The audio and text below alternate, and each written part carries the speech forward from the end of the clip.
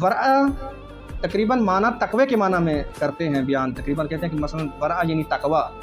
لیکن دقیق معنی دیکھیں یہ تقوی کا آخری مرحلہ ہے، یعنی تقوی کا بالاتر، یعنی ایک مرحلہ تقوی سے اوپر ہے۔ مثلا اگر خوابگاہ میں 2 طالب علم رہ رہے ہیں،